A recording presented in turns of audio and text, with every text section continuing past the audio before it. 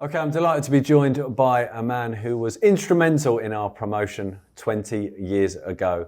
Not Andy Sinton, he was a little bit further back than that, but Martin Rowlands. Rowley, thanks very much for joining us at Heston this afternoon. Of course, you were at the club 20 years ago. We're going to talk about that in detail. But firstly, we get hammered for talking about these lovely facilities, but this is the first time you've seen them, so it's relevant, and you've seen where the club have come from in terms of being at Twyford when you first came to the club, then at Highlandton, and then here at Heston. What do you think?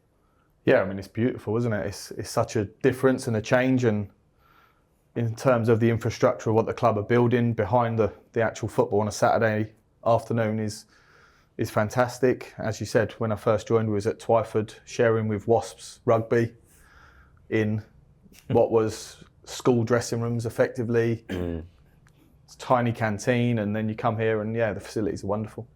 Incredible. Well, let's go back to 20 years ago. Myself and club ambassador Andy Sinton are just going to have a look on your season personally. Obviously, it was a great time for the club, and we had the great 20-year reunion, which Mr. Sinton was instrumental in involving, and somehow managed to get you lot all back together again in one room. And that must have been great as well to meet up with all your old teammates. Yeah, I'm guessing brilliant. Some you had not seen for the best part of 20 years. Exactly, yeah. Some of the boys you've not seen since the end of that season, where people have obviously moved on or whatever it may be. There was a couple of lads missing. It would have been great to see them, Gino and a few of the others that couldn't make it. But yeah, it was brilliant to all just be in the same room, have a couple of drinks together, reminisce about old stories. And, you know, it was good. The staff were there. Ollie was there. Scott Rushton was there. I know a couple of the guys couldn't make it, but Kat, it was really good. Really good to have a lot of the old boys there. What came through for me, Martin, on that night was seeing you all together was obviously the closeness and the affection you had for each other. Was that evident? Well, obviously it was evident throughout that season. Yeah, I mean, what Ollie built, obviously on the back of QPR going through a tough time, you know, with what had happened and the FA Cup stuff and losing. But then going into that season, after the playoff final defeat the year before, there was just a togetherness and a fight. I came in that summer, Gaz came in that summer. And yeah, there was just, Ollie just built this togetherness and team spirit, and literally we ran the dressing room, but we did so much together. We was playing we were socialising. There was so much stuff happening that we literally were such a group and a team. Yeah, that came through. You know, we just felt that no matter what, we can fight, we can win this game, we can do something. And we went on to get promotion that season. Well, let's talk about when you first joined the club, and this appeared in the Kilburn Times on the 26th of March 2003. QPR are lining up a pre-deadline swoop for Brentford hothead Martin Rowlands. Fair?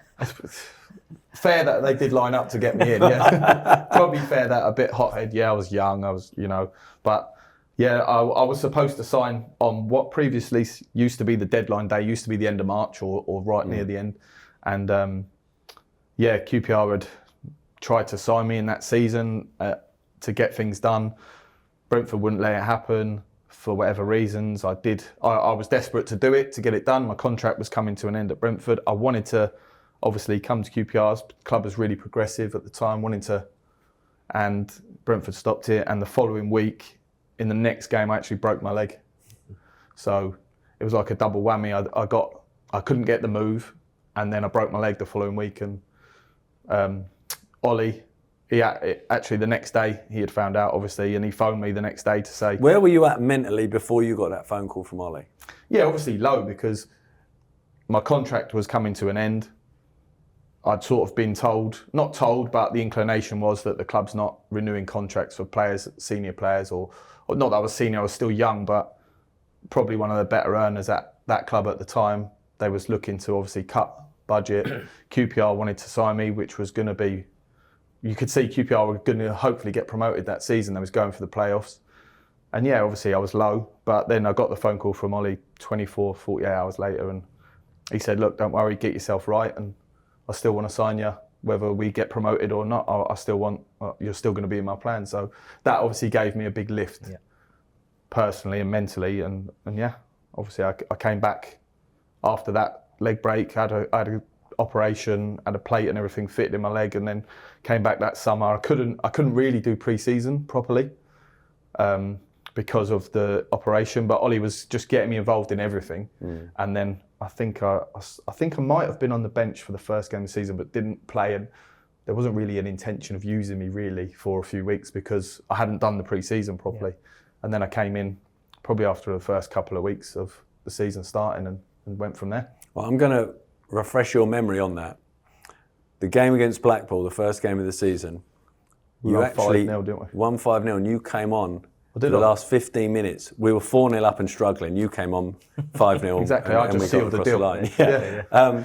But that's one hell of a rehab because, like you say, you've not had a pre-season because you're out with a broken leg. You then actually made it onto the pitch for the first game and you went on to play 50 times in all competitions, having had little or no pre-season. Yeah.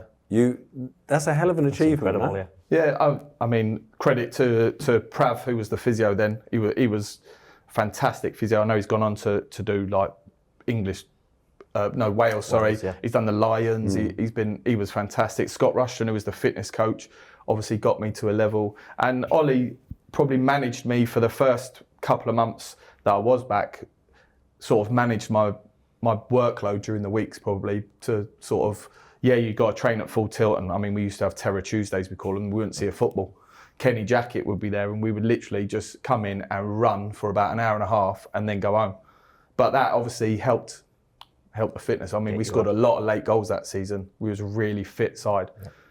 But that obviously helped me. And Ollie, I can't remember the game. He gave me a couple of times in cup games, just said, no, just have a few days at home.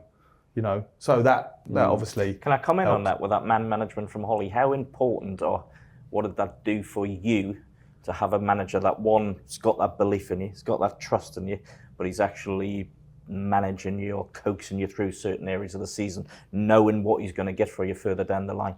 Yeah, I mean that for me, Ollie's main attribute was his man management of how he would deal with the players, the motivation that he would give you, and if somebody gives you that, you want to give back. 100%. And that Kenny was brilliant that season tactically, and that they really worked so well together. And as I said, there wasn't many things you could think that went wrong. That I know we got promoted, and you think everything right. That's never the case, but it just seemed to work so well. And Ollie's man management and how he dealt with the lads and doing things like that, Andy, was just makes you want to give more, doesn't it? Yeah. Do you know what I mean? Yeah. Did you find it hard to settle in because you've gone to a new club and Brentford were in the third tier at the time, QPR were in the third tier, so it's the same division, but did you find it hard to settle in? Because I would imagine as a new player going to a club, you want to get out on the training pitch and show what you can do and sort of build your reputation with your new teammates, and you can't do that. Yeah, it wasn't hard to settle in though because Gaz had signed, so straight away we had signed, Gaz could join in more, but there was good lads here, Kev, Birch, Colks. I mean, there was good lads here that just got you in the group and you just got involved, and we've become mates. Speak to Kev every week, speak to Birch here, and I sort of knew Birch from before because he was at Millwall and I'd played against him and seen him like socially a few times. So that it wasn't like I didn't know anyone, but the group just embraced anyone who came. We just sort of embraced them and they became part of the group as long as you sort of towed the line, and everyone did. No one sort of stepped away from what was expected of them, and that's massive in any dressing room. Yeah. And you weren't part of it, but did you feel there was a hangover from the season before where we missed out in such agonising fashion in the playoff final? No, I don't. Not at all. It wasn't really spoken about at all. Is that right? It wasn't spoken about. It wasn't spoken about pre-season, so right, let's use that as motivational. Not really. Not that I can remember. Possibly at times, maybe some, but because I wasn't a part of that, I didn't take much. If it was said, I didn't take much notice of it or interest in it because I think if that's harped on about it, I think it can actually work against you sometimes. And obviously we started the season so well, didn't we? 5-0 home win. Always helps. I can't remember what the next results were, to be honest. I think we went to Cheltenham. Did we go to Cheltenham in the cup or something? I can't fully remember. Yeah, so in terms of in the league, 5-0 win against Blackpool. And then in the next league game, we lost 2-1 at Brighton. But then after that, we had a spell of not losing for 11 games. Yeah, so it's sort of put to bed, isn't it? And in terms of the target for the season, what Ollie might have said externally may have been different, but within the dressing room, was it we're here for promotion? Yeah. Everyone goes into the season wanting to be successful, but we knew we had a squad and a group of players that we could achieve something. You don't know that you're going to, that you're going to get automatic or win the league, but we know that if we don't make the playoffs, then we have really let ourselves and the club down. So we knew, and I know we was in and around the top 2, 3, 4 pretty much the whole season, and it was Plymouth and Bristol City that we were fighting with at that point, and obviously we just knew that we can achieve something, especially as the season kept going and we was getting late goals. We knew that we was a good side, and we had something.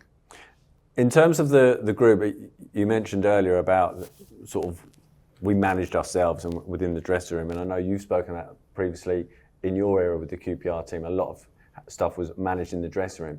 Did Jerry create that culture for self-management, and did Ollie create that culture for you for self-management? I'll come to you first. Yeah, definitely. And Ollie was an understudy of Jerry. Right. So I don't doubt that a lot of how Ollie's management was part of what he had learnt from Jerry. Including Terror Tuesdays. Including Terror Tuesdays, cool. They were horrible, but actually in a strange sort of way. I don't know about you, Rolly, but Terror Tuesday were horrible. But I used to quite look forward to it because I knew it was going to help me the later games when I knew it was going to get us points because we would outrun teams and score late goals and hang in games, etc., etc. So while it was horrible. Yeah, and that was one of the mantras that Kenny and Ollie would use. They'd be like, are all the teams doing this? You're doing it, are all the others doing it? So you could sort of use it to your advantage as a strength, As much as you hated it, you did know that it's benefiting us. But it wasn't nice. I remember lads are being sick on the side. Can I just come in on the question you asked Rolly as well? I think Jerry or Ollie sets the bar for you to follow. But I think then it comes down to the players within the dressing room. Rolly's already said they used to look after themselves. My team was exactly the same.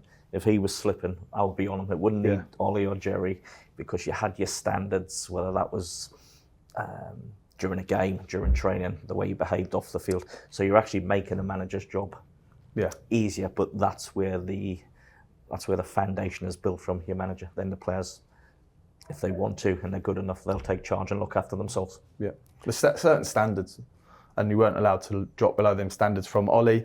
But then Ollie didn't need to do it because us as players, we did it. You had Furs who'd played for Chelsea, and so like leading the line with Kev. We had leaders across the whole pitch. People weren't afraid to tell each other what they needed to be told, good, bad, or whatever. But people got told, and then people reacted in the right way. It was never personal. It never is personal. Never is. You just want the best for the unit. You both played for successful QPR teams, obviously yourself in the 90s and you over a sustained period as well. The word culture is often bandied about and it's almost like a bit of a buzzword. But how important is that culture within a dressing room to a successful team, and how is it created for better or for worse? Go on, you can. Well, I think certainly when I signed for, and I made a similar sort of journey than what Rowley did. When I signed for the club, straight away you're aware of the history of the club. You're aware of what the fans want, expect, demand, whatever word you want to. I think QPR have always played in a certain way, and our fans are fantastic. They're quite demanding, and they'll soon let you know. But I think you're aware of that. You pick up on that, and you just want to go and do well for your team and your club. Yeah. Is there any incident that you can think of, and you can change the names to protect the identities? Is there any incident you're aware of where it's an example of the culture in the dressing room, whether it might have been someone who kept coming in late for training and maybe it was a Kev or a Birch or yourself who pulled them up and said, this needs to stop? Or was it just on a day-to-day management basis? I just think people didn't step out of line because they knew the standards that were expected. Right. We had a really good group of lads, really good. The work ethic was brilliant. We was getting results. I think things change, and culture, so-called culture, can change if things are not going so well for the team. Yeah. And people think, I'm not sure, and then you start looking for reasons, or somebody's late, or people are looking for something. We didn't have that opportunity to look for anything because things were going well. So, and I think it's actually sorry, Rolly, to cut across you. I think it's actually important to have good sort of senior pros. I played with a couple of the best. Ray Wilkins and Macca, Alan MacDonald, they sort of drove it. Ray just used to have to look at you, and that was enough to go, well, he's not very happy with me. So as I said before, they're doing the manager's role from them. So I think it comes from within. And if you've got a really tight, close-knit dressing room, that goes a hell of a long way, I believe. Yeah. You're prepared to fight for each other, aren't you? You know, there'll be games that season where we weren't playing well and things didn't, and you end up winning 1-0 or 2-1, and that comes from the strength of the group. They're the nice being wins together. as well. Yeah, they're the best nice wins. When you go and win yeah. 5-0, 6-0, Yeah.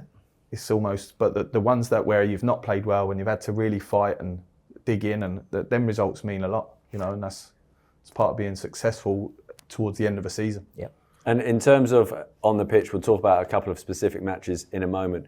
But off the pitch, I mean actually off the pitch, but in the tunnel or in and around the dressing room, there's also that sort of thing of not being bullied and standing up for ourselves. And there's a couple of famous stories in terms of it was a different season, but Mark Bircham on what happened at Stoke. But in terms of within that season, were there moments where perhaps people tried to intimidate us where you were able to stand up? We had Shitu up the front, so So it was going the other way. Came out and just seen Shitu and thought we'd just leave it.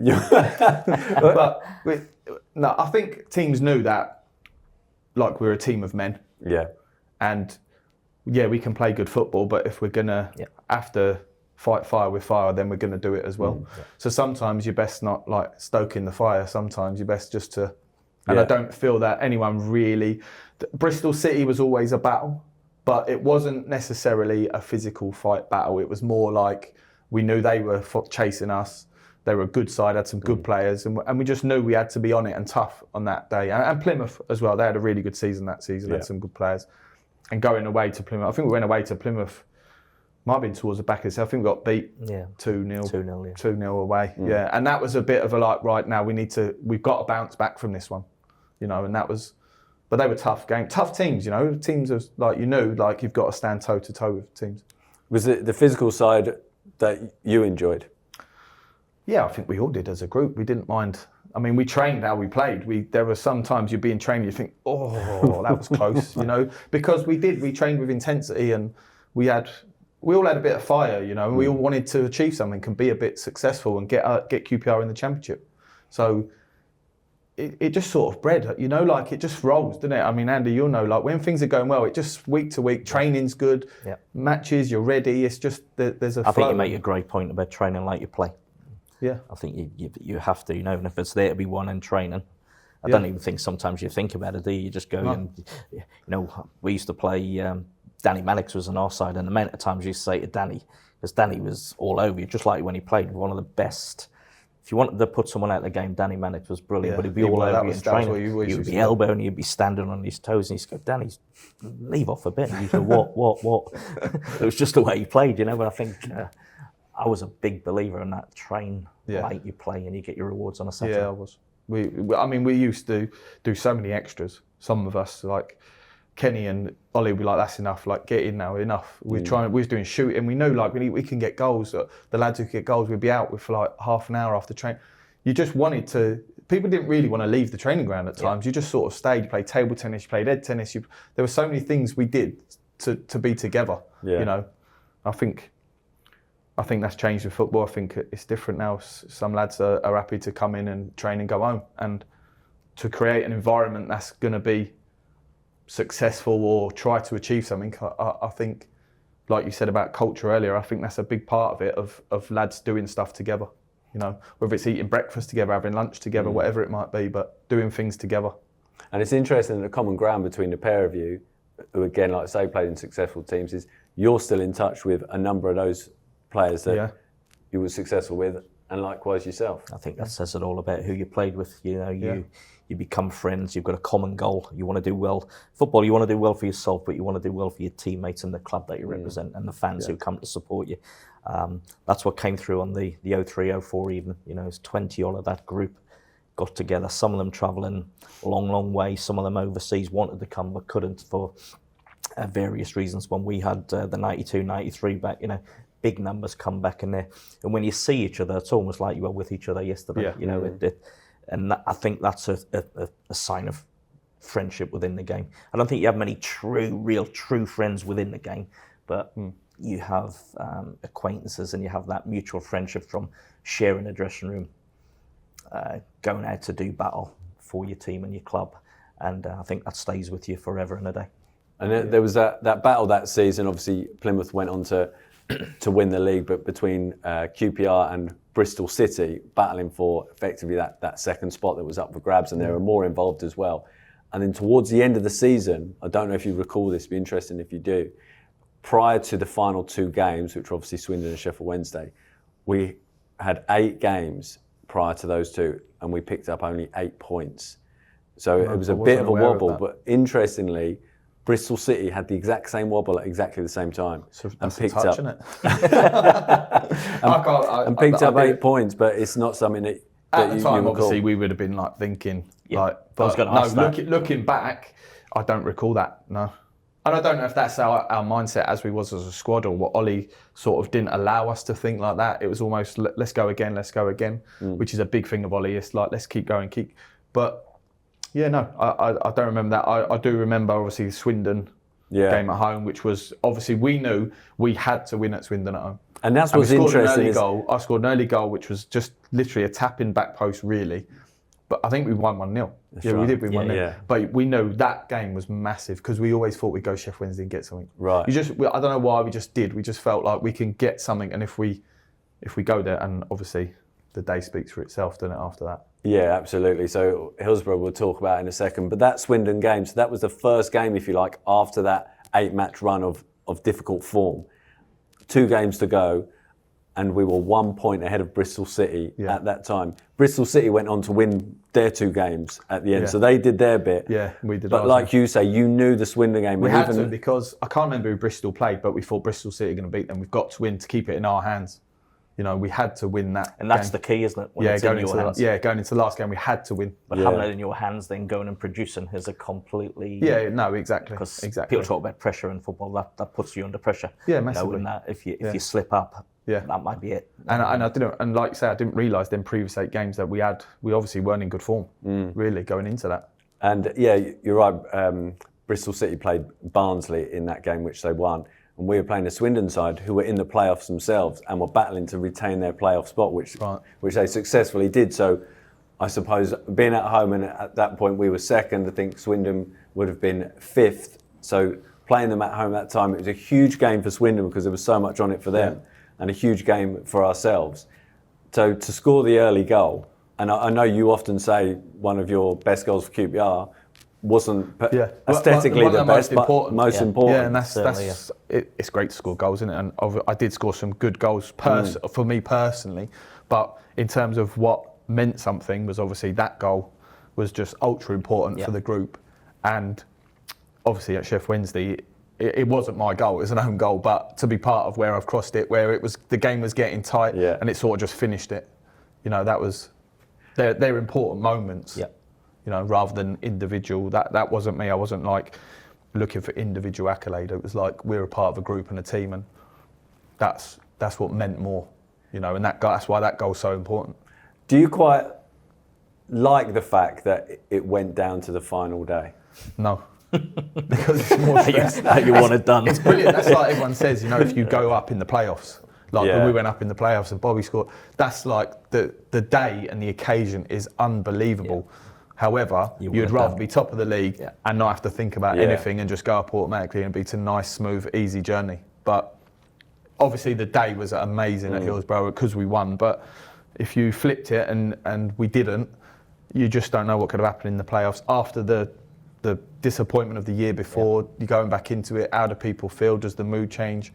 Yeah. Well, so, Kev Gallen said at the recent event, had we slipped into the playoffs on the last day, we wouldn't have won the playoffs. Yeah, I'm not sure we would have. I mean, you just don't know, do you? No. But it would have definitely been a dampener, considering we had been second for so long. And you see it a lot, don't you, where the team drops out and a team that comes into the playoffs late end up getting promoted because they were just on that roll. Yeah. You know. Were you nervous as a player in the build-up to a game? No, not really. No. Not for Sheffield Wednesday? No, not really. I mean, Ollie sort of put us. There was probably. It's hard, isn't it? What are nerves really? I don't know what. You. It's good to have some nerves because you're thinking I want to do well, but I'm not scared to play if it's like there's a different. Some people have it where they just freeze, but I sort of used it as a the bit of a fuel. I think the better players manage that better, don't they? That's Yeah, I use it as a fuel. Like that's why you're in I successful want to do well. teams. Like that might be nerves in it, but I didn't sort of use it as I'm nervous. It was like, yeah, let's go. Let's go. Okay. Yeah, let's go. And see it as an opportunity rather than. Yeah, and Ollie in the hotel before we left the hotel to go to Chef Wednesday, he spoke about his family and life and his dad, and there was supporters there and everything, and that sort of, I wouldn't say put things in perspective of football, but it was almost like just go and enjoy it. Go and just do it, lads. You can do it. It was almost like he gave us the tools to just go and express yourself and do it, and we did. You know. Well, again, that's good management, isn't it? Brilliant management. He's taken a little bit of the heat and the pressure of it. Yeah, and exactly. Said, let all the supporters and that were in the hotel. Basically, what he's saying in a roundabout way is, I believe in you. You're good enough. Go and finish the job. That. Yeah, and he took it out of football. Yeah. You know, he spoke about deeper things where, you know, we're just playing a game of football, and it means so much to so many people, but so much other things mean a lot. And he took that. I don't know. You know, like you just relieve a valve and a bit of. It was almost like just took that out, and then we just had I think the music was on the bus to the ground, and everyone was just sort of on a buzz then, you know. Who were good characters in the lead up to that final? Like you say, on the bus, someone's got the music going. Who were good characters around to? Birch is always loud. Right. he wasn't quiet that day. That would make you nervous, wouldn't it? Birch is loud. Gaz loves it. Gaz loves his music, and it was just a real good group. You get some lads who are a bit quieter and focused, and some lads want to be a bit louder, and just that's how they do it. Right. But we had so many leaders in the group. I mean, we really had leaders: Danny, Clark, Richard Johnson, Furs, Kev, me, Bert, Gat. Like, Richard Edgier was there, who'd been at City. You know, he had experience, and we had leaders of like people who. Men. Yeah, it almost sounds like the bus journey there was like just buzzing to get the job done. Coming home, it was better. We were all still in our kit. I think it was Birch's wife's birthday party that night in London, so we all came back in our kit. Loads of lads just still had their kit on, because we went in the dressing room, then we went back out to the fans. By the time it was like, get the bus, I think some of us went and got a few crates of beer, got it on the bus. We got on the bus. Ollie was having a beer. It was just brilliant. You know, like it was literally the fun bus on the way home, and it took us straight into London. We all got off the bus and went into a nightclub in our kit. it was literally just an unbelievable day and experience, and something that you never forget your whole life. You know. On the bus, because the game has been spoken about so many times over the years.